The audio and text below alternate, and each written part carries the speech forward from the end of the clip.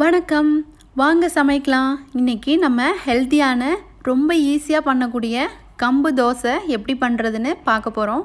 வாங்க அதுக்கு தேவையான பொருட்கள்லாம் பார்க்கலாம். 1 கப் கம்பு எடுத்திருக்கேன். அதே கப்பாலேயே 1 கப் இட்லி அரிசி எடுத்துக்கோங்க.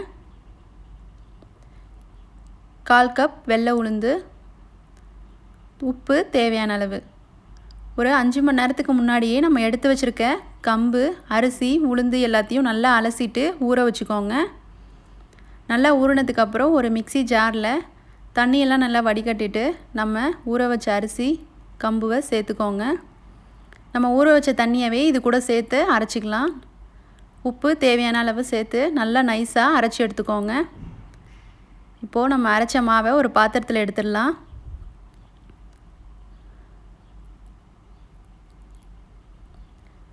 எடுத்தாச்சு. இதில் நம்ம இப்போது பாருங்கள், இந்த மாதிரி இருக்கணும். நல்லா நைஸாக அரைச்சி எடுத்துக்கோங்க தோசை மாவு பதத்துக்கு. இப்போது மிக்சியில் கொஞ்சமாக தண்ணி ஊற்றி தோசை பதத்துக்கு நல்லா கலந்து ஒரு 5 மணி நேரம் இதை நல்லா புளிக்க வச்சுக்கலாம். இப்போது 5 மணி நேரத்துக்கு அப்புறம் பார்க்கலாம். பாருங்கள், மாவுலாம் நல்லா புளிச்சு வந்திருக்கு. இந்த தோசை மாவு நல்லா புளிச்சு ஊற்றி சாப்பிட்டா தான் நல்லாயிருக்கும். அதனால் ஒரு 5லேருந்து ஒரு 7 மணி நேரத்துக்கு நல்லா புளிக்க வச்சுக்கோங்க மாவை. இப்போ நம்ம தோசைக்கல்லை சூடு பண்ணி ஊற்றிடலாம். தோசைக்கல் சூடானதும் நம்ம ரெடி பண்ண மாவை 1/2 கரண்டி எடுத்து நம்ம எப்போதும் தோசை ஊற்றுற மாதிரி தேய்ச்சிக்கோங்க நல்லா மெலிசாக. நல்லா தேய்ச்சிட்டு இப்போ நம்ம மேலே எண்ணெய் ஊற்றிக்கலாம். நல்லெண்ணெய் ஊற்றுனீங்கன்னா இன்னும் நல்லா டேஸ்ட்டாக நல்லாயிருக்கும் சாப்பிட்றதுக்கு. உங்களுக்கு தேவையான அளவு மேலே எண்ணெய் ஊற்றிக்கலாம்.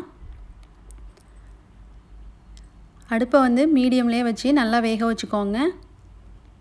இதில் நம்ம கம்பு சேர்த்து பண்ணியிருக்கிறதுனால சாப்பிட்றதுக்கு டிஃப்ரெண்ட்டாக நல்லாயிருக்கும்.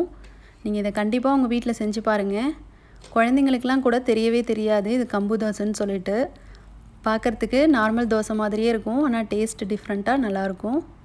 இப்போது 2 சைடும் நல்லா வெந்துருச்சு பாருங்கள். இப்போ நம்ம இதை வெளில எடுத்துடலாம். இதே மாதிரியே எல்லா தோசையும் சுட்டுக்கோங்க. இது கூட தேங்காய் சட்னி இல்லைன்னா தக்காளி சட்னி, கார சட்னி கூட வச்சு சாப்பிட்டா அட்டகாசமாக இருக்கும். கண்டிப்பாக இதை உங்கள் வீட்டில் செஞ்சு பாருங்கள். இந்த ரெசிபி உங்களுக்கு பிடிச்சதுன்னா லைக் பண்ணுங்கள், ஷேர் பண்ணுங்கள். மறக்காமல் எங்கள் சேனலை சப்ஸ்கிரைப் பண்ணுங்கள். தேங்க்யூ.